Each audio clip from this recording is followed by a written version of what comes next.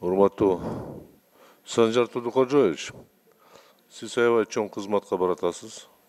Бүгүн шайлап бекитип бере турган көзүм жетип атат. Мен сизге бир каалоо тилегим бар эле.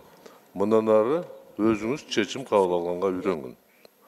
Жоопкерчилик толук мойнуңузга түшүш керек. Анан жана менин кесиптешим айткандай, мени кичине таң калтырып атат. 2 орун басарыңыз жанагындай жаман иштерге аралашкан, сиз таптакыр билбегениңиз бул сиз көзөмөл кылбаганыңыздын белгиси болуп турат. Ошондуктан бараткан кызматта мындай мамилени токтотушуңуз керек. Анан сиздин тармагыңыз экономика тармак болот атабы? Ооба. Мен сиздерге кеңеш катары, эми баарыбыз түшүнүп турабыз, Кытай тармагына, Кытай багытына көбүрөөк көңүл бурсаңыздар, абдан жакшы болот эле. Мисалы, азыркы учурда жанагы один пояс, один путь деген программа реализация жүрүп атпайбы?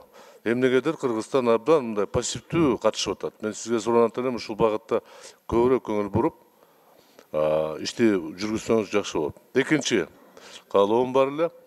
Илгери социалисттик мезгилдеги пландаштыруу деген принципти бир карап көрбөйсүңөрбү? Жакынкы 1 жылдыкка ушунча объектти биз куруп беребиз, ушунча инвестиция алып келебиз, моундай көрсөтөбүз деп элге көрсөтүп туруп, анан жыл бүткөндө жыйынтыгын карап көрсөк, ошондо силердин ишмердүүлүгүңөр билинип калат эле. Мен сиздерден суранат элем, вице-премьер катары кызмат ордуна баргандан кийин кыска мөөнөттө жеке мен башкарган тармакта ушундай иштерди жүргүзөм деп ушул жерге алып келип жарыя кылсаңыз, андан 1 жыл өткөндөн кийин сизден сурайбыз. Ушул туура болмок эле дейм да. Мен сураныш ушуну колдонсоңор, ката кетирбейсиңер. Үчүнчү, өзүңөрдү таза кармап, элдин алдына уят кылбагыла. Рахмат. Рахмат.